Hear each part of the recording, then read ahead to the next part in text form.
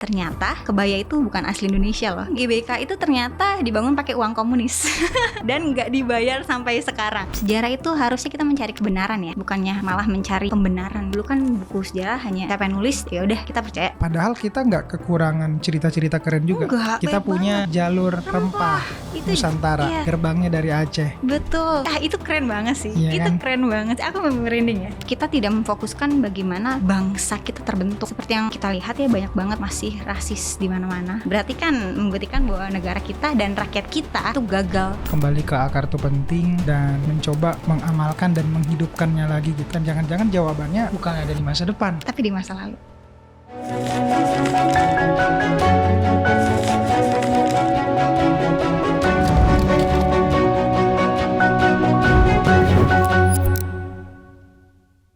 Kenapa kita, terutama generasi muda, harus mempelajari sejarah kembali?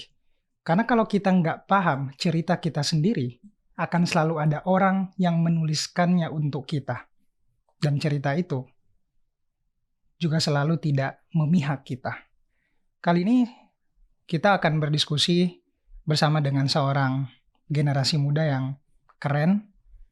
Dia adalah seorang guru sejarah, seorang content creator juga, traveler juga, dan bukan hanya mengamalkan sejarah dengan hafalan, tapi dengan perjalanan, pembuktian, dan juga berusaha membagikannya kepada dunia lewat cerita. Selamat datang, Nada Aprianita. Terima kasih. Ya ampun, kayaknya terlalu berlebihan gak sih? Enggak lah, kamu keren lah. Terima kasih. Rian juga keren banget.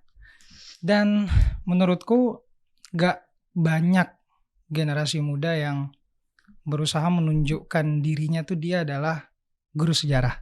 Betul. Iya kan? Biasanya mereka kayak guru sejarah tuh tidak keren gitu ya. Padahal guru sejarah tuh keren banget. Dan aku selalu bangga untuk menyebut diriku sebagai guru sejarah. Kenapa menurut Nada keren?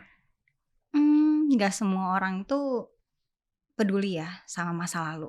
Ya dimana orang itu mikir masa lalu ya udah sudah berlalu aja. Padahal dengan masa lalu kita bisa melihat masa depan. Oh. Iya kan? Sejarah selalu berulang. Kalau misalnya polanya sama, itu berarti mirip sama yang sudah terjadi dulu. Gitu. Sangat nyambung sih dengan apa yang aku pikirkan juga kayak selama ini, bahwa kemajuan sejarah itu jangan-jangan bukan garis lurus kan, tapi dia kayak spiral gitu, spiral. Iya, betul. Jadi dia semakin melebar, meskipun dari tengah terus melebar, kembali mengambil dari masa lalu, tapi tidak pernah meninggalkan pusat. Betul sekali. Tidak pernah meninggalkan akarnya. Betul sekali. Sejarah memang berjalan seperti itu. Nah, aku penasaran, gimana sih kamu tuh bisa tadi menceritakan dengan bangga bahwa kamu adalah guru sejarah, ngajarin generasi muda, gen alpha kita juga tentang sejarah. Aku juga penasaran bagaimana tantangannya ngajarin sejarah di mana hari ini itu pertama informasi begitu mudah kita dapatkan, tapi juga pelan-pelan ada semacam, bisa kupikir cerita-cerita yang sengaja memang diciptakan gitu. Jangan-jangan untuk menutupi cerita yang lain dan bikin akhirnya generasi muda hari ini juga kebingungan. Nah, pertanyaanku, gimana triggernya kamu bisa berkata bahwa tadi sejarah tuh keren? Apakah ada semacam mungkin cerita-cerita kecil yang ngebentuk Nada sampai kayak sekarang? Ada sih. Jadi kenapa aku suka sejarah dulunya? Aku ngerasa kayak kalau aku tahu sesuatu dan aku menceritakan ke orang itu nggak tahu, aku ngerasa diri aku keren. Dan biasanya itu cerita sejarah. Nah, dulu tuh kakek aku suka banget menceritakan tentang di Gunung Kidul kayak gini gitu, di Jogja kayak gini gitu. Aku ngerasa kayak jiwa storytelling aku itu muncul gara-gara kakek aku. Terus kalau misalnya lagi pulang kampung, nanti diceritain, kan di Gunung Kidul ada satu jembatan Belanda gitu kan, nanti diceritain. Terus aku kayak, kok keren banget ya cerita-cerita kayak gitu, dan orang itu nggak tahu cerita itu. Nah, gara-gara itu aku ngerasa kayak belajar sejarah itu penting, karena dari sejarah aku bisa melihat bagaimana penduduk masyarakat akhirnya nanti menjadi bukan satu sih, menjadi sebuah peradaban yang lebih maju gitu. Karena tanpa sejarah kayaknya nggak akan ada peradaban-peradaban yang seperti yang kita tahu. Karena dari sejarah itu kita bisa melihat, oh ada perdagangan, oh ada ilmu ekonomi, oh ada ini, itu semua berasal dari sejarah itu sendiri. Makanya pas aku tahu sejarah seseru itu, aku ngerasa kayak oke, aku pengen belajar sejarah lebih banyak. Aku pengen tahu dunia lebih luas.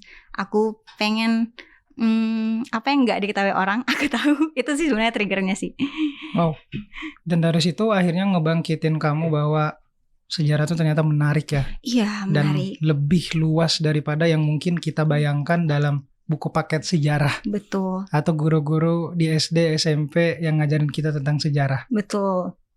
Apa yang menurutmu berbeda ketika mendapatkan pengajaran gitu dari guru-guru sejarah pada saat mungkin ketika kita sekolah, sehingga kamu merasa bahwa oh kok beda ya? Ada gak? Ada. Aku waktu itu pernah diajarin sama satu guru aku. Sebenarnya dia cara mengajarnya bagus gitu ya. Cuman aku ngerasa kayak kayaknya nggak kayak gini deh gitu. Karena aku juga dari kecil suka baca kan, suka baca. Terus aku baca satu buku, pas guru aku ngomong kayak gitu, aku kayak kayaknya nggak kayak gini deh gitu. Jadi aku berani untuk bertanya. Dari situ aku kayak dianggap kritis lah sama guru aku dan sebagainya. Walaupun pada akhirnya dia setuju, karena dalam sejarah itu kan subjektif ya. Ya siapa yang nulis, siapa yang nulis ya udah. Sedangkan di sejarah itu banyak buku, banyak sisi lah gitu. Jadi emang kita harus baca beberapa sumber sampai kita akhirnya tahu gitu sejarah tersebut. Nah, dari situ aku ngerasa kayak aku kayaknya pengen menjadi pencerita sejarah, tapi bukan yang kayak kuno gitu loh. Kayak kalau misalnya guru ngomong A berarti yang A gitu. Enggak, aku pengennya kayak menjembatani aja, menjembatani siswa-siswa aku atau teman-teman aku yang aku kasih tahu, biar mereka itu lebih penasaran, cari tahu sendiri, terus nanti kita diskusi bareng-bareng. Karena menurut aku sebagai guru sejarah ya, kalau selesai ngajar terus siswanya penasaran, cari tahu sendiri di luar kelas, sampai mereka tuh kayak oh ini yang dikasih tahu Kanada dan sebagainya. Aku ngerasa aku berhasil dalam menanamkan rasa keingintahuan mereka gitu sih. Dan guru sejarah aku dulu tidak seperti itu. Oke. Dan ketika kamu jadi murid pada saat sekolah mungkin mengalami yang bisa aku bilang bahwa mungkin setiap kita juga merasakan ya bagaimana hari ini tuh sosial media begitu punya pengaruh gitu dalam membentuk cara pandang kita, cara kita mendapatkan informasi juga. Nah, setelah akhirnya kamu memutuskan tertarik di dunia sejarah, apakah itu langsung otomatis kayak membentuk apa ya, bisa dibilang tujuan awal kamu itu sesuai gak dengan apa yang mungkin kamu inginkan gitu sampai sekarang? Sebenarnya enggak ya. Oh. Karena dulu cita-citaku jadi seniman. Aku waktu kecil itu udah dibentuk sama orang tuaku sebagai pelukis. Jadi ibu aku tuh suka ngedorong aku buat ikut lomba lukis dan lain sebagainya. Jadi sampai sekarang alhamdulillah masih bisa nge-sketsa dan melukis walaupun udah nggak terlalu mahir kayak dulu. Terus masuk SMA disuguhin sebenarnya dari TK sih disuguhin sanggar tari juga. Cuman pas SMA aku berkesempatan untuk ikut drama wayang, terus masuk sekolah teater dan lain sebagainya. Itu lebih membentuk diri aku gitu kan. Aku ngerasa kayak semua hal yang sudah terbentuk kayak misalnya melukis, tari, teater dan sebagainya, itu tuh lahir juga dari sejarah. Karena aku baca kayak cerita lakon yang Ramayana, Mahabharata dan sebagainya, itu kan ada sejarahnya dari kitab-kitab Mahabharata dan Ramayana gitu. Terus dari tari Bedayan itu kan ada sejarahnya sendiri, tari-tarian juga ada sejarahnya sendiri. Aku ngerasa kayak ini kalau misalnya aku tahu sejarahnya, aku menarinya akan lebih menjiwai gitu. Aku jadi kayak aku ngerasa kayak lagi nari gandrung nih, aku ngerasa kayak dulu gandrung kayak gini loh dan sebagainya. Nah dari situ aku ngerasa kayak langsung belok tuh. Tadinya pas lulus SMA, aku sudah mendaftarkan diri di ISI Surakarta, seni tari, dan ISI Yogyakarta, seni lukis. Tapi memang takdir berkata lain ya. Kayaknya emang langsung dibelokin gitu ya. Masuk pendidikan sejarah Universitas Negeri Jakarta. Gitu. Dari situ aku kayak, oh nggak apa-apa, aku nggak jadi penari, aku nggak apa-apa, nggak jadi pelukis gitu. Tapi dari aku belajar sejarah, aku bisa melukis sejarah aku. Gitu. Begitu Nada mulai belajar sejarah secara akademik, apa yang akhirnya Nada juga bisa pelajari gitu dari sistem pendidikan kita yang mengajarkan tentang sejarah Indonesia tadi? Kan tadi lingkupnya masih di sekolah, tapi kalau di perguruan tinggi ada perbedaan yang signifikan nggak menurutmu? Ada. Contohnya? Jadi pas lagi di kampus, pas lagi di universitas, aku ngerasa kayak beberapa dosen aku membebaskan aku untuk berpikir lebih liar. Jadi setelah kita kan kalau lagi baca buku itu imajinasi kita kemana-mana ya. Nah terus dosen aku tuh kayak bayangkan bagaimana jika gitu. Jadi bayangkan bagaimana jika misal perang dunia pertama tidak terjadi, nah, perang dunia kedua tidak terjadi, atau perang dingin tidak terjadi. Aku ngerasa kayak wow, dunia akan sangat berbeda kalau misalnya itu tidak terjadi gitu. Jadi mereka membiarkan kita berimajinasi, membayangkan apa yang terjadi jika dunia itu tidak ada peristiwa tersebut gitu. Dan itu membuat aku lebih lebih senang untuk explore. Karena aku ngebayangin kalau misalnya ini nggak terjadi gimana ya gitu. Dan itu nggak aku dapatkan di sekolah SMA aku. Itu signifikan banget. Dan itu membuat aku jauh lebih kritis. Jauh lebih kritis. Karena kayak jadi liar kan. Bayangan-bayangannya gitu. Dan aku percaya sih imajinasi itu punya kekuatan yang luar biasa lah sebenarnya. Betul. Dia bisa ngajak kita tuh kemanapun kan. Betul banget. Dan dari situ ya bibit-bibit kreativitas lahir. Benar. Dan aku rasa penting meskipun asal kita dimanapun ya. Kayak aku kan juga dari daerah, dari kampung. Kalau aku nggak punya imajinasi dulu, bikin media, terus jadi jurnalis, terus kembali lagi melihat apa yang ditinggalkan oleh leluhurku di Baru tadi, ya mungkin aku nggak akan bisa bermimpi besar gitu. Jadi dari situ akhirnya aku menyadari imajinasi penting, tapi penting juga buat gimana kita mantik ambisi kan. Betul. Buat menghidupkan imajinasi itu. Benar banget. Dari setiap perjalanan yang kamu pelajari nih dari akademik tadi, ada nggak kira-kira topik sejarah yang bikin kamu sampai hari ini tuh kayak masih gelisah? Harusnya gini gitu. Topik sejarah. Yang menurut kamu kayak masih bikin gelisah gitu? Yang masih bikin gelisah? Ya. Indonesia atau luar? Indonesia dulu deh, karena ya mungkin nggak lengkap dan harusnya ada versi lain nih, tapi kok nggak diomongin gitu. Oh, sebenarnya ada banyak, karena kan sejarah versi Indonesia itu kan basicnya itu masih dipegang sama di zaman Orde Baru itu kan. Jadi kan benar-benar sejarahnya tuh emang harus ngikutin yang dari Orde Baru itu kan. Nah tapi untungnya zaman sekarang itu banyak buku ya kan, sumber-sumber yang memang kredibel gitu dan memang terpercaya. Mereka muncul satu persatu dari para buruh, dari orang-orang kecil yang dulu tidak diperhatikan ya, karena dulu kan buku sejarah hanya siapa yang nulis ya udah kita percaya gitu kan. Dan biasanya itu kayak tokoh-tokoh besar. Sedangkan kalau misalnya kita ngomongin tentang historiografi modern, ya semua saksi, semua yang merasakan itu bisa nulis. Jadi nggak cuma tokoh-tokoh besar aja. Tapi sekarang tuh masih gimana ya? Masih harus dibuka ya, lebih transparan lagi tentang apa yang terjadi di 1965, apa yang terjadi di zaman akhir Orde Baru, itu emang harus lebih dibuka lagi. Karena aku sangat resah ya, bagaimana propaganda kita itu sangat berhasil di negara ini. Kayak propaganda Indonesia paling berhasil deh di antara negara-negara yang lain di tahun tersebut ya. Jadi itu resah banget sih. Dari situ soalnya bisa memecah umat kan.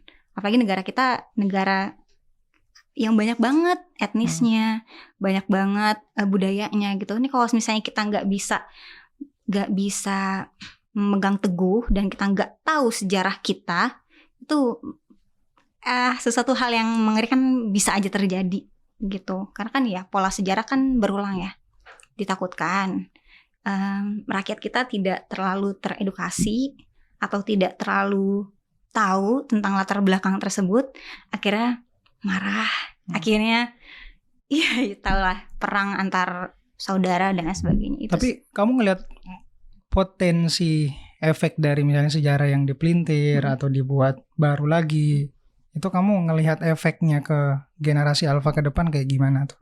Efeknya ya, kalau misalnya sejarah dipelintir ya, efeknya tuh sebenarnya banyak banget ya. Pertama kayak yang namanya kita nggak tahu sejarah kita sendiri, itu kita akan jadi orang yang hilang arah. Karena gini, sejarah itu sebenarnya sejarah itu ada kan untuk biar kita belajar di masa lalu, dari masa lalu gitu. Kalau misalnya yang ada di masa lalu sama yang di masa sekarang aja beda ceritanya, bagaimana kita belajar dari masa lalu gitu. Yang ada nanti akan terulang lagi gitu. Makanya kayak kalau kita nggak tahu apa yang sebenarnya terjadi di masa lalu, gimana caranya kita nanti bisa menghindari misalnya kejadian itu terjadi lagi. Itu efeknya gede banget sih, bener-bener efeknya gede banget. Setakut itu sebenarnya ya, sebagai guru sejarah sebenarnya kadang kayak ngerasa seharusnya pelajaran sejarah ya dibuka saja sepenuhnya, kayak ya udah transparan aja, apa yang kita lakukan dulu ya seharusnya transparan gitu. Jangan malah ditutup-tutupin. Karena sejarah itu harusnya kita mencari kebenaran ya, bukannya malah mencari pembenaran gitu. Itu enggak banget sih. Harusnya kebenaran yang benar-benar kita buka. Oh, harus mencari kebenaran, bukan hanya pembenaran. Iya. Lalu gimana kalau kondisinya akhirnya udah terjadi gitu? Sebagai guru sejarah, sebagai pemerhati juga kan, yang benar-benar membaca, mengulik. Ini kan bebannya yang akan tanggungkan generasi ke depan kan, dan bahkan generasi kita juga gitu. Sebagai yang menurutku kita sama-sama generasi muda juga, kayak aku sempat mengalami juga sebuah yang aku sempat ceritain juga tentang amnesia zaman gitu, bahwa kita hari ini melupakan gitu bahwa memang kita punya banyak sekali gitu cerita-cerita di sekeliling kita yang harusnya itu bikin kita kembali bangga gitu. Baik itu cerita tentang leluhur kita, baik itu cerita tentang mungkin yang akhirnya selalu bikin kita tuh dianggap kalau cerita tentang sejarah kuno, mundur, regresi gitu. Itu gimana menurut Nada yang memiliki pandangan kayak kalau ngomongin sejarah kayaknya kuno banget kuno gitu ya. Sebenarnya sampai sekarang masih ada doktrin-doktrin itu ya. Oke, kayak udah nggak mungkin nggak sih. Banyak banget yang bilang kayak ngapain sih belajar sejarah gitu, ngomongin tentang masa lalu nggak bisa move on ya gitu. Tapi untungnya aku sebenarnya merasa bangga ya sama anak-anak zaman sekarang, karena anak zaman sekarang itu sudah agak terbuka dan agak suka sejarah. Karena mungkin karena negara kita ya yang berupaya menutupinya, jadi mereka tuh nyari tahu sendiri gitu. Banyak banget generasi sekarang ya yang baca buku, beli buku, terus nanti didiskusiin bareng-bareng gitu. Nah, salah satunya juga murid-murid aku. Terus tadi pertanyaannya, kalau misalnya dianggap kuno gitu ya. Aku biasanya kalau misalnya mereka menganggap kuno, aku balikin lagi ke dia. Kalian tahu nggak siapa diri kalian sendiri? Aku kayak gituin. Kalau kamu nggak tahu siapa diri kalian, berarti kalian harus belajar sejarah gitu. Karena apa? Kalau kita nggak tahu sejarah, ya berarti kita nggak tahu diri kita sendiri. Nah dari situ mereka kayak mikir, iya ya, aku dari mana ya? Asal aku dari mana ya? Apakah aku orang Indonesia asli gitu? Apakah darah aku bener-bener darah Indonesia? Dari situ mereka kayak berpikir dan oke, baik, sejarah itu bukan hal yang kuno, tapi hal yang memang harusnya dicari tahu dan dipelajari lebih dalam. Bukan hanya sekedar hafalan aja. Gimana ngajarin generasi muda sekarang mengamalkan, bukan hanya hafalan? Sebenarnya emang yang namanya pelajaran tuh kan emang harus dihafalkan ya. Tapi kalau di sejarah itu salah satu cara yang bikin mereka itu nggak cuma menghafalkan, itu adalah membangun empati dan simpati mereka. Kayak misalnya kita lagi ngomongin tentang perang dingin gitu ya. Karena aku ngerasa membawa hal yang lumayan sensitif. Misal yang terjadi di perang Vietnam. Kalau misalnya tidak terjadi perang Vietnam, kira-kira akan banyak korban tidak gitu. Jadi kita ngebangun suatu empati ke mereka. Oh iya ya, kalau misalnya tidak terjadi perang dingin, tidak akan banyak korban. Apalagi korbannya di luar negara yang memang berperang gitu. Itu kan negara boneka ya, yang yang banyak korbannya gitu. Mereka jadi mikir, bukan hanya menghafal. Aku benar-benar nggak ngajarin mereka untuk menghafal tokoh-tokohnya kayak tokoh di Vietnam siapa namanya, karena aku juga nggak terlalu hafal. Tapi aku membangun bagaimana cara mereka biar mereka tuh tahu apa yang terjadi di sana. Benar-benar apa yang terjadi di sana. Apa yang membuat hal itu terjadi? Apa yang terjadi jika itu tidak terjadi? Gitu. Jadi mereka akan berpikir. Dari situ mereka akan mengingatnya. Oke, boleh diceritain nggak gimana metode pengajaran kamu yang menurutmu ketika mencoba, ya pasti kayak aku mencoba memahami bahwa pasti kamu udah nyoba banyak cara juga, oh ternyata cara gini nggak berhasil, cara gini berhasil, terutama di dunia yang hari ini tadi aku jelasin di awal gitu, kayak kita cepat menerima informasi, kadang kita nggak verifikasi lagi. Nah, gimana metode pengajaranmu, terutama sejarah yang menurutku hal-hal itu ya berat gitu? Caranya biasanya sebelum masuk ke materinya ya, aku kasih pembukaan atau pemanasan yang bikin mereka tuh kayak emang iya gitu. Kayak misal kita lagi ngomongin tentang contohnya apa ya? Masuknya Islam ke Nusantara deh. Itu kan sangat membosankan sekali ya bagi anak-anak, kayak ngapain sih kita belajar itu gitu loh. Tapi aku kasih pemantik kayak ternyata kebaya itu bukan asli Indonesia loh. Itu mereka marah-marah pasti. Kebaya itu bukan asli Indonesia guys. Itu mereka tuh kayak masa sih kok gini dan lain sebagainya gitu. Dari situ nanti aku jelaskan bahwa kebaya itu sebenarnya akulturasi dari pedagang-pedagang Arab dan pedagang-pedagang Cina gitu kan. Nah dari situ yang tadinya perempuan-perempuan Indonesia cuma pakai kemben gitu kan, atau bahkan nggak pakai baju ya atasnya gitu. Nah muncul kebaya. Dari situ mereka kayak, oh ada ya hubungan antara peristiwa masuknya Islam dengan lahirnya budaya-budaya berpakaian seperti itu. Jadi mereka tuh nggak menghafal tahun, tapi mempelajari tentang dampaknya. Kalau misalnya Islam masuk ke Nusantara seperti ini, kalau Islam nggak masuk ke Nusantara seperti apa kira-kira? Ya mungkin kita akan masih menggunakan baju yang pendek-pendek atau kembenan gitu. Kalau misalnya masuknya telat ya. Nah untungnya pedagang-pedagang Persia, Arab dan juga China itu masuk ke wilayah Nusantara. Dan mereka sadar gitu bahwa kayak kok orang-orang Nusantara masih bajunya masih primitif gitu. Nah akhirnya masuk deh budaya-budaya pakai peise gitu loh. Jadi kayak kancing itu kan kayak mirip-mirip orang Cina ya, baju-bajunya gitu. Terus kebaya itu kan dari abaya ya, bahasa Arab gitu. Jadi emang itu akulturasi.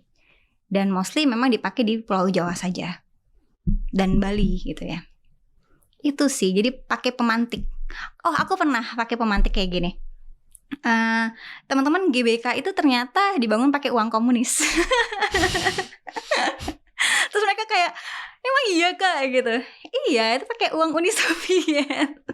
Dan gak dibayar sampai sekarang karena Uni Sovietnya sudah bubar gitu. Jadi pakai pemantik-pemantik seperti itu bikin mereka tuh kayak masa sih pakai duit komunis gitu kan, karena ya tahu kan di negara kita komunis tuh kayak suatu hal yang berbahaya gitu. Oh, GBK dari uang komunis gitu-gitu.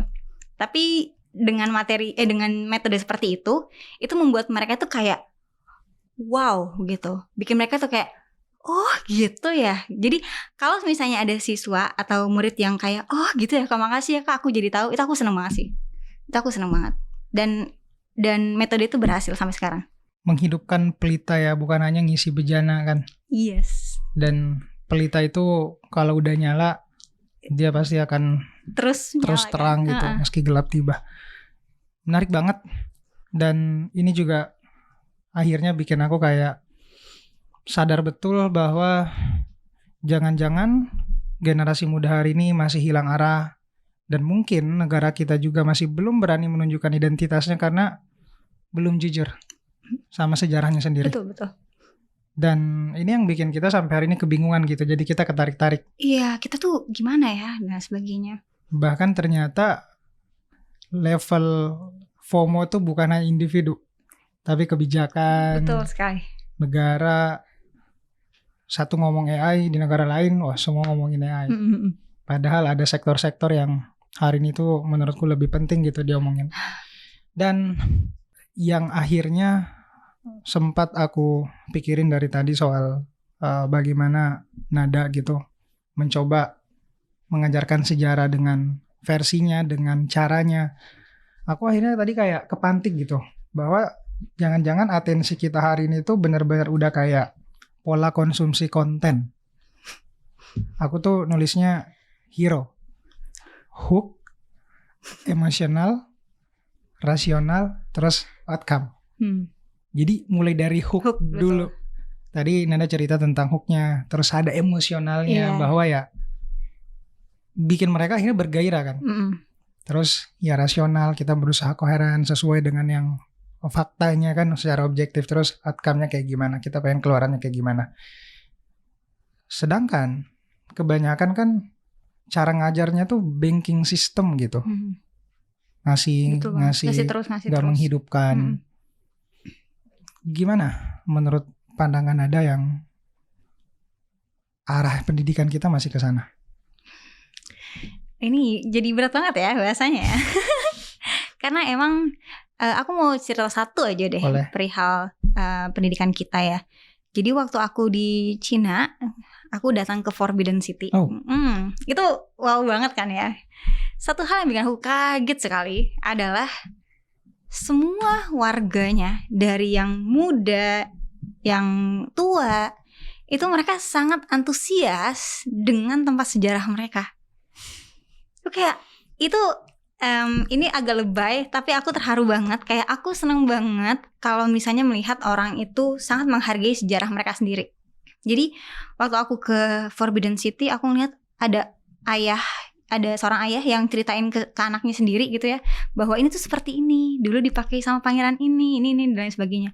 Itu kayaknya di Indonesia jarang banget, kecuali guru sejarah ceritain ke anaknya gitu. Atau emang orang tuanya suka sejarah gitu. Dan itu dilakukan sama semuanya. Kalau misalnya ke Forbidden City, itu orang asingnya bisa dihitung jari. Karena kebanyakan adalah orang lokalnya sendiri. Mereka berbondong-bondong ke tempat sejarah gitu. Nah, salah satu hal yang membuat aku sadar betapa majunya pendidikan di Cina yang bisa membuat mereka bisa sebesar ini adalah menghargai sejarah sih. Itu sebenarnya yang kurang sih untuk kita ya, yang katanya negara besar tapi lupa sama sejarahnya sendiri. Contoh menurutmu negara kita tuh kurang menghargai sejarah? Contohnya adalah, ini berawal dari pengalaman aku sebagai guru ya. Ada beberapa materi-materi dalam sejarah itu kan yang dihapuskan, terus gak dipelajari lagi gitu. Emang tapi udah dari kurikulumnya seperti itu. Dan menurut aku kayak, kok bisa ya dihapus gitu. Padahal itu penting banget ya bagi aku, bagi guru sejarah gitu. Terus bagaimana sejarah itu dikemas bukan dari akar bagaimana kita ada di Indonesia. Jadi kayak ya udah difokuskannya tuh pada peristiwa-peristiwa yang menurut aku ini bisa mereka pelajari sendiri gitu.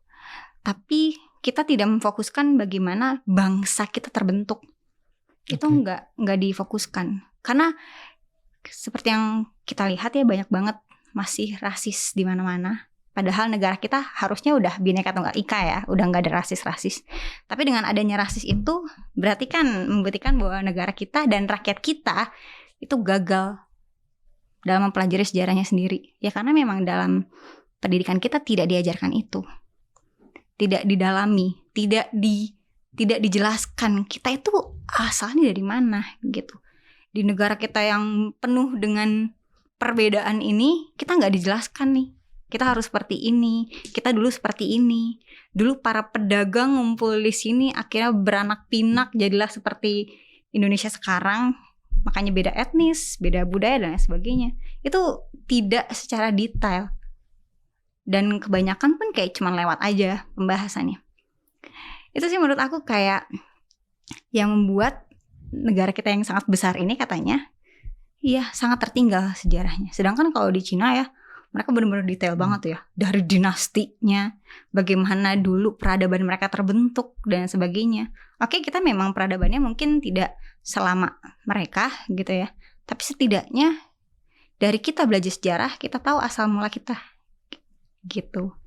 Itu sih kayak sayang banget gak sih? Padahal itu kalau misalnya kita tahu asal mula kita nih, kayaknya negara kita akan lebih hidup, lebih rukun gitu. Oh, kita memang berbeda dari awalnya. Budaya kita memang berbeda dari awalnya gitu. Sangat disayangkan sih. Ngomongin Cina sebenarnya jauh banget sih. Soalnya aku beberapa bulan lalu juga sempat ke sana. Mungkin sama ke daerah Gansu juga. Tapi aku ke Luoyang, terus ke kota-kota besarnya juga. Tapi satu hal yang aku sepakat bahwa mereka tuh bisa pivot kemana-mana, pertanian, teknologi, kemanapun. Karena akarnya mereka tuh udah kuat gitu. Betul. Dan gue benar-benar ngelihat antara apa yang dia ucapkan itu selaras dengan kebijakan. Betul. Ngomong A ya A, B ya B. Ketika dia bilang sejarah itu penting, maka dia akhirnya berusaha menunjukkan bahwa ya gue ingin menjaga itu dengan baik. Dan bukan cuma baik, tapi levelnya udah di atas lah caranya. Iya. Oh, contoh, mereka sangat bangga dengan sejarah mereka.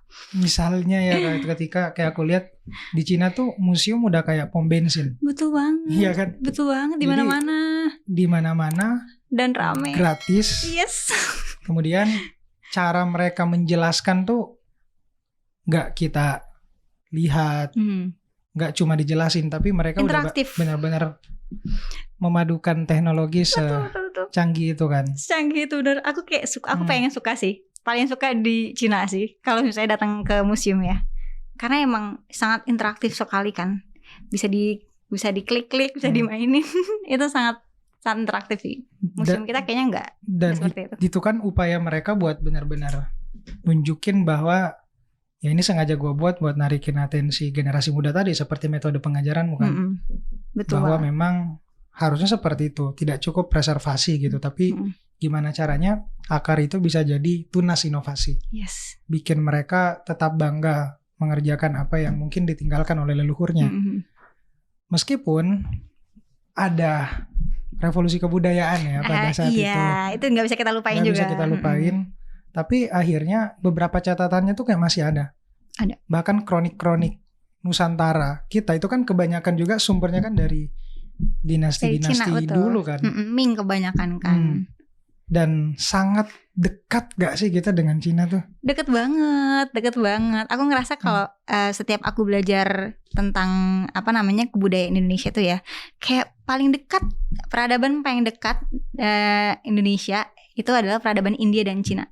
Itu deket banget. Kalau dari segi ya nasi kita deh, kita tuh sebenarnya nasi itu kan asalnya ya dari Yunan ya, dari peradaban Cina situ, walaupun ada beberapa yang emang dari peradaban India gitu. Terus kayak makanan bawang putih itu kan dari Cina, bawang merah dari India. Itu kalau kita nggak ada bawang putih bawang merah di Indonesia, itu makanan Indonesia kayaknya nggak seenak ini deh. Iya kan? Makanya kayak deket banget loh budaya kita sama budaya peradaban di India dan juga Cina. Cina lebih banyak karena makanan kita mostly mirip-mirip sama dia. Oh iya. Baru kebayang juga sih sebenarnya. Dan sedekat itu kan. Sedekat itu. Kita bisa lihat misalnya soal jalur sutra. Iya. Yang kita sebenarnya juga pelajari itu di di buku-buku paket. Betul. Di buku sejarah. Walaupun nggak detail. Yang dimana akhirnya ketika aku ke Gansu, ke Ningxia itu kan tempatnya Sungai Kuning ya, Yellow River. Betul. Dan benar-benar di situ kayak kita bisa ngelihat jejak jalur sutra gitu kan di gurun. Makanya pas aku ke daerah situ kemarin ngelihat jalur sutra, kayak benar-benar bisa ya ternyata. Kok orang bisa ya dari setandus itu. Iya. Terus dia bawa semacam rempah-rempah yang sampai sekarang ya mungkin kepake gitu. Dan di situ kayak aku ngelihat luar biasa gitu tentang bagaimana mereka benar-benar nunjukin gitu bahwa dulu tuh kita ada jalur sutra loh. Sampai sekarang kan mereka mengkampanyekan itu secara masif. Benar. Dan gua sebenarnya iri melihat cara mereka tuh satu negara mengkampanyekan itu. Benar. Bagaimanapun kita melihatnya sebagai upaya nunjukin diri ke global gitu misalnya, tapi ya kita bisa ambil bahwa ya cara mereka buat tidak tercerabut dari akarnya kan harus ke sana. Benar. Padahal kita nggak kekurangan cerita-cerita keren juga. Enggak, kita punya banget. Jalur rempah itu Nusantara. Yes. Gerbangnya dari Aceh. Betul. Itu keren banget sih. Iya itu kan? Keren banget. Aku merinding ya. Karena kayak itu kalau misalnya nggak ada itu ya, nggak tahu deh ya itu makanan-makanan di luar sana gimana. Rempah kita sangat-sangat berharga loh bagi mereka gitu. Kalau nggak ada jalur sutra itu kayaknya perdagangan maritim gak akan sekeren sekarang gitu. Karena dulu seramai itu ya jalur kita dari Aceh, Malaka, terus ke perairan Jawa itu ramai sekali. Itu kayak dulu belum ada inovasi-inovasi kayak sekarang, tapi jalur kita, negara kita itu udah ramai perdagangan. Wah, itu keren banget sih. Itu sekeren itu sih. Bayangin di zaman itu banyak kapal-kapal pedagang Eropa, pedagang Cina, pedagang Arab ngumpul di situ buat mencari rempah-rempah doang. Itu kayak wah, itu keren banget sih. Sekeren itu, tapi nggak tahu ya kenapa kita tidak menggaungkan itu. Itu sedih banget sih. Kita menggaungkan sih. Ada dari pemerintah kan juga ada kayak jalur sutra gitu, jalur rempah gitu ya. Cuman nggak tahu ya, kita masih belum bangga kan hal itu. Sangat disayangkan sih. Padahal sekeren itu. Kebayang sih akan sebangga apa generasi selanjutnya gitu kalau dia lahir kemudian dari awal diceritain bahwa kita punya leluhur yang keren. Terus kita punya dulu bahkan spot-spot yang justru diperbincangkan di seluruh dunia, dan alasan negara-negara lain bahkan sampai muternya tuh jauh kan, mereka dari Afrika kan, bahkan dia harus ngelintasin benua Afrika baru bisa nyampe ke ini kan demi rempah. Kita punya kapal terbesar, maksudnya itu kayak kapal itu lebih besar daripada kapal-kapal Portugis. Kayak kok bisa sih zaman dulu orang-orang bikin kapal, salah satu kapal di laut Jawa itu kan jauh lebih besar daripada kapal-kapal Portugis. Bahkan orang-orang Portugisnya kaget kan, kayak kok mereka bisa punya kapal sebesar itu gitu. Itu kita harus tahu sebenarnya kan, biar kita bisa bangga atas apa yang dulu memang leluhur kita lakukan. Tapi kan enggak. Ya. Tapi aku ngebaca sebuah sinyal sih, Nat, bahwa generasi kita tuh sudah mulai penasaran. Betul, tadi yang aku bilang kan. Mereka udah mulai buku, menggali lagi. Benar. Ngebaca buku apa ya, yang mungkin dulu tuh kayak kita nggak mau nyentuh gitu, karena mungkin terlalu tebal, terlalu berat. Tapi kayak ngelihat sekarang, bahkan ketika aku bicara soal Ila Galigo, bicara soal kapal pinisi, bicara soal tentang sejarah, tentang budaya, banyak sekali yang kayak bilang daerahku juga punya ini loh, Bang. Gitu. Sekecil apapun kampung kita, kayaknya selalu akan ada sejarah dan cerita menarik deh. Pasti, nggak mungkin enggak. ya kan? Di daerah kamu ada nggak yang mungkin secara spesifik gitu? Secara Tokoh spesifik, mungkin? Gunung Kidul ya. Kalau kalian ke Gunung Kidul nih ya, itu sebenarnya dulu tuh dasar laut. Oke. Itu dasar laut. Aku baru tahu. Iya, kalau misalnya ke Gunung Kidul, coba perhatikan tanahnya, itu biasanya ada bekas-bekas kekerang. Karena dulu itu dasar laut yang naik pegunungan Gunung Kidul itu. Makanya itu kering banget kan itunya, wilayahnya. Gak sesubur wilayah yang dulunya tidak seperti itu gitu. Jadi itu salah satu hal yang sangat-sangat berciri khas dari Gunung Kidul dulu adalah dasar laut. Walaupun itu jauh banget ya, itu jauh banget sih sebenarnya periode sejarahnya. Cuman itu keren banget, kayak kok di atas gunung ada kerang-kerang gitu nempel di tanah-tanahnya gitu, di batu-batunya, kayak ternyata dasar laut dulu. Wah, keren banget sih. Makanya ada yang namanya Gunung Purba kan di Gunung Kidul. Itu karena emang sepurba itu. Setua itu. Dan banyak banget sebenarnya. Teman-teman mungkin bisa ceritain juga kalau ada pemantik gitu dari daerah teman-teman sendiri yang selalu dipegang dan selalu jadi kebanggaan gitu. Bahkan ketika aku ke Cina kemarin, ketika aku ngomongin bahwa Iretna Kencana Coli Pujie itu lahirnya di kampungku, mereka tahu gitu. Yang menerjemahkan dan yang mengumpulkan Sura Ilagaligo yang panjang itu ternyata dari daerah kecil gitu. Yang bahkan naskahnya sekarang kan masih ada di Belanda gitu, meskipun udah dibuat digitalnya juga gitu. Dan aku sangat kagum sih ngelihat negara lain sangat begitu menghargai sejarah. Kayak mereka bahkan bukan sejarahnya mereka, dia kayak excited banget gitu. Betul dia banget. Excited banget. Betul banget. Dan aku nggak tahu bagaimana cerita kamu ke Kazakhstan, Uzbekistan, ke Cina, terus ke beberapa negara yang akhirnya kamu juga melihat secara langsung bagaimana sejarah-sejarah di negeri lain lah. Itu gimana sih pengapresiasian mereka terhadap sejarah gitu selain Cina? Selain Cina ya. Kalau Kazakhstan, Uzbekistan itu kan emang salah satu wilayah yang dilewati rute jalur sutra itu juga kan.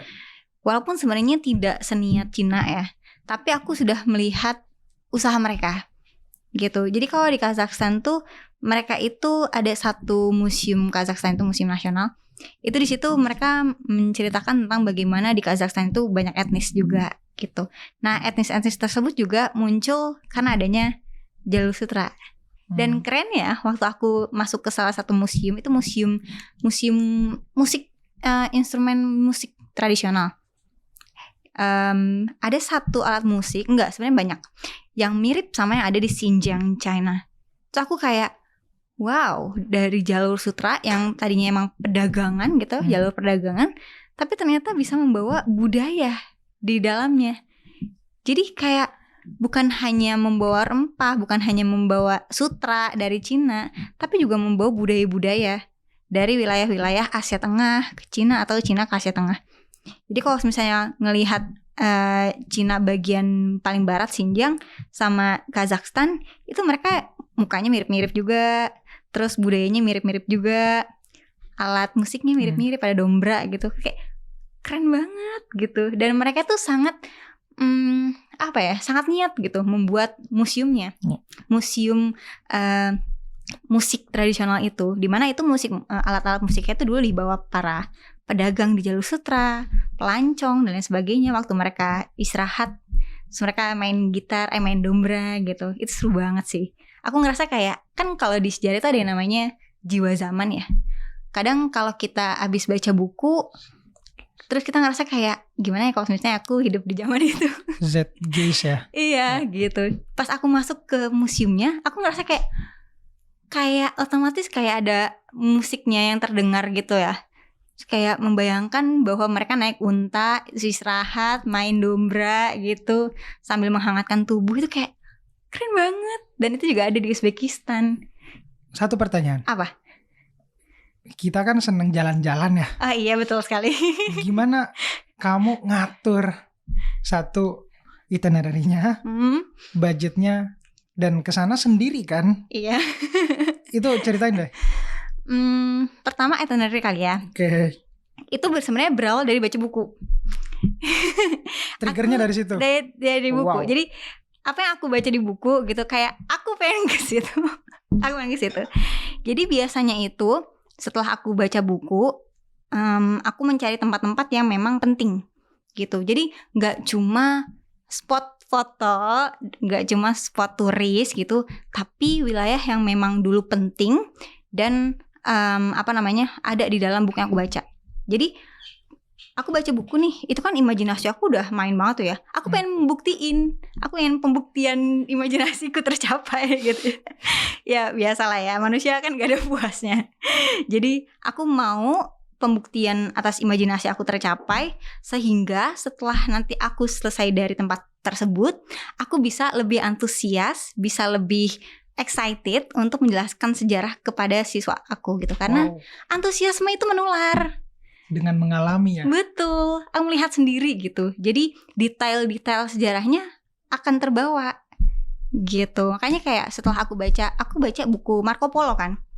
Aku baca buku Marco Polo di mana di situ dijelaskan jalur sutra, terus Cina, Kazakhstan, Uzbekistan gitu, kayak kayaknya aku harus kasih tengah deh. Terus ditambah zaman kemasan Islam gitu-gitu kan, kayak kenapa bisa sekeren itu gitu. Makanya akhirnya aku datang ke Uzbekistan. Makam Al-Ghazali di Uzbek gak sih? Iya betul. Aduh, pengen banget. Makamnya Imam Al-Bukhari juga ada di Samarkand. Tapi belum buka, lagi renovasi. Katanya baru buka awal Januari. Nah, pertanyaan netizen, budgetnya berapa? Ke China, terus kamu ke Uzbek, ke Kazakhstan, dan berapa lama tuh kemarin? Aku sebulan. Cina 2 minggu. Dan statusnya, sorry aku potong, kamu pekerja kan, berarti cuti tuh. Wah tapi terima kasih atasan aku ya, karena sudah memperbolehkan aku. Karena gak semua atasan ngebolehin ya. Okay. Budget aku itu 21 juta. Serius? Iya, itu uang gaji aku ya teman-teman. Aku kumpulin 30 hari. Jadi 2 minggu di Cina, seminggu di Kazakhstan, seminggu di Uzbekistan gitu. Tapi jangan bayangin aku berkoper ya teman-teman. Aku hanya backpackeran. Aku cuma buat 5 pasang baju plus 3 jaket, 4 celana. Aku nyuci di sana. Bekal selain uang pasti, modal bahasa, apa yang mesti disiapin? Keberanian. Gak semua orang berani. Aku sebenarnya juga kayak, ini bisa gak ya? Gitu kan, kayak jarang banget kan. Maksudnya ada memang perempuan yang mau sendirian traveling gitu. Cuman aku ngerasa keberanian itu harus dimiliki. Agar apa? Agar kita siap misalnya ada sesuatu terjadi di luar dari rencana kita. Karena gak semuanya bisa sesuai sama apa yang kita harapkan kan. Makanya berani itu sebenarnya adalah modal utama. Oke, uangnya udah ada, itinerary-nya udah ada gitu. Tapi gimana kalau misalnya sesuatu terjadi di luar dari itinerary yang udah disiapkan gitu, atau sesuatu yang di luar dari budget gitu. Emang harus berani disiapkan beraninya. Terus bahasanya sebenarnya bahasa kayaknya kita bisa pakai Google Translate nggak sih? Sekarang dunia sekarang udah modern banget ya. Jadi bisa pakai Google Translate. Kalau bahasa, terus apa lagi yang dipersiapkan ya? Izin orang tua. Wah kalau nggak izin. Tapi aku tipe yang nggak izin sih. Aku tipe ngasih tahu. Ngasih tahu. Jadi kayak misalnya seminggu sebelum berangkat, Bu, aku minggu depan ke Cina ya. Gitu. Tapi ibu aku tipe yang membebaskan anak perempuannya untuk explore. Karena ibu aku dulu punya cita-cita keliling dunia gitu. Jadi aku jadi matanya dia untuk melihat dunia luar. Diwariskan lah aja ya. Nanti kamu cerita ke orang tua. Iya, dia sering minta videonya, Mbak minta videonya gitu, Mbak minta videonya di posting di grup WA atau enggak di WA story. Setelah perjalananmu ke hampir 13 negara ya, apa yang bikin mikir, wah nggak bisa, gua harus tetap balik ke Indonesia? Apa ya? Aku sebenarnya secinta itu sih sama Indonesia sih. Karena gak ada loh negara dengan makanan seenak Indonesia. Ya. Setuju kan? Dan bagaimana Indonesia itu menjadi identitas aku dari aku lahir. Aku gak cuma orang Indonesia, tapi jiwa aku juga udah Indonesia gitu. Jadi kalau misalnya aku keluar nih, aku ada rasa pengen, kayaknya aku tinggal di sini aja deh gitu. Misalnya aku lagi di Uzbekistan atau di mana gitu, kayaknya aku pengennya di sini aja deh. Cuman lama-lama kayak aku tuh orang asing di sini gitu. Aku ngerasa ini bukan tempat aku dan lain sebagainya. Terus jadi kayak kangen Indonesia dengan segala keributannya ya.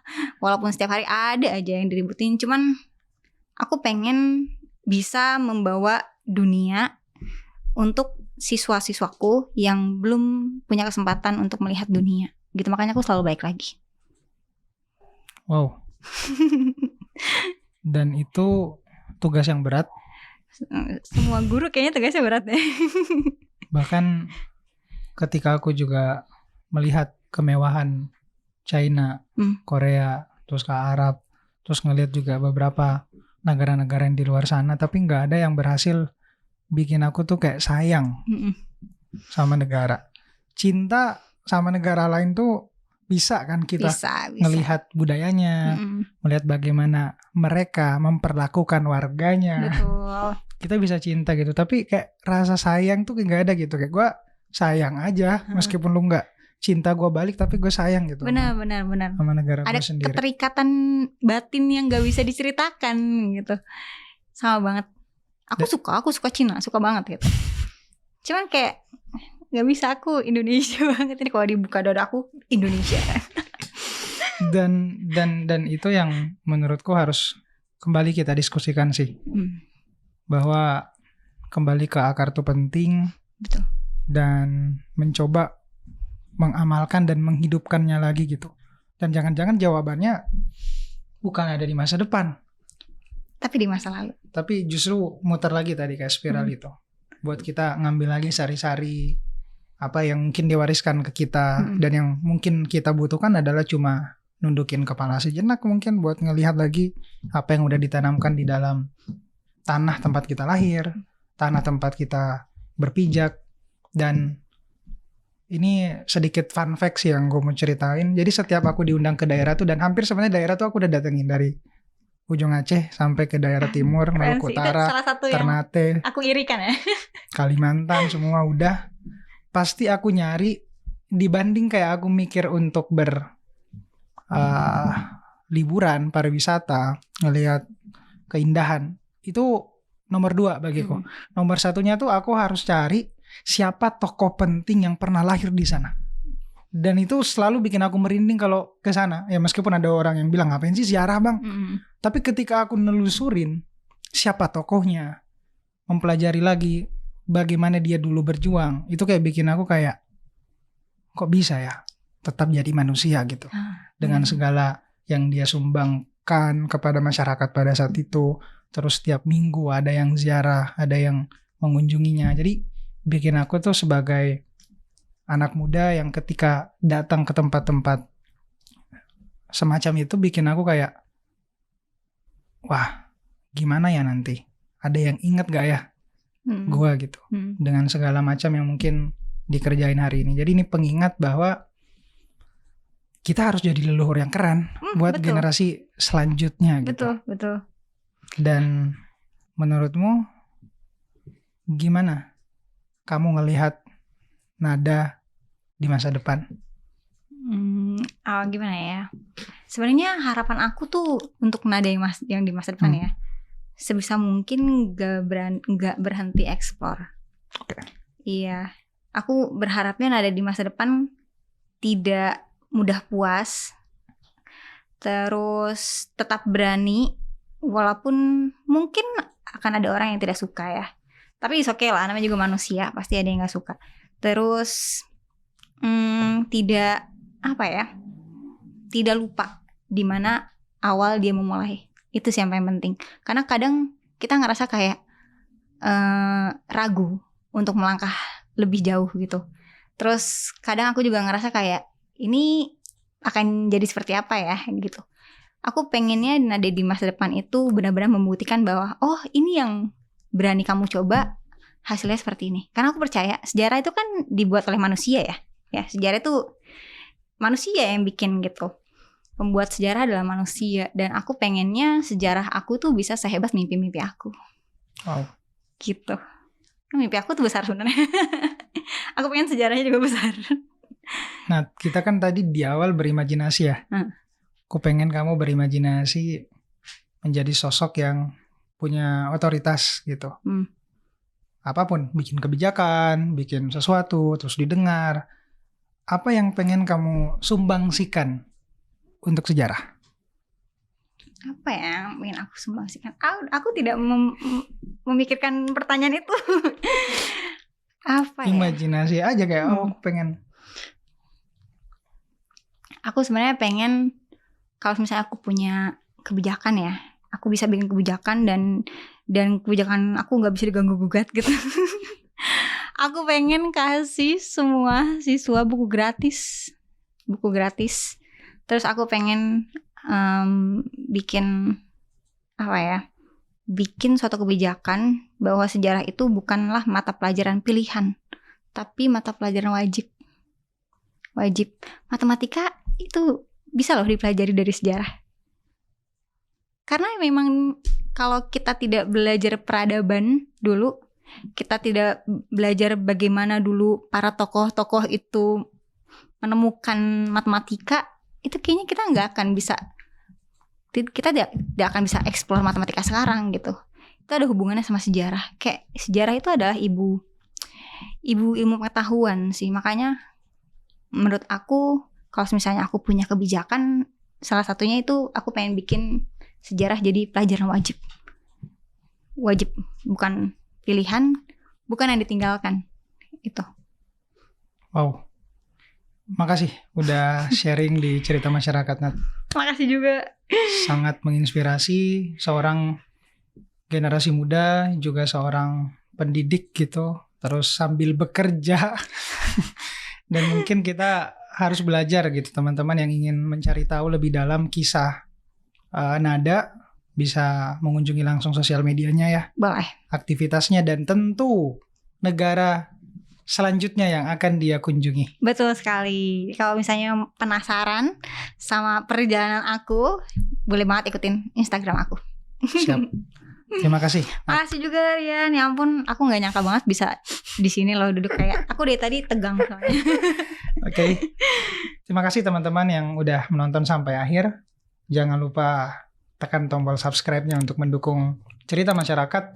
Dan ke depan, ketika teman-teman ingin bercerita, silakan di komentar siapa yang mesti kita dengarkan ceritanya dan cerita apa lagi yang harus kita dengarkan. Sampai ketemu di episode selanjutnya.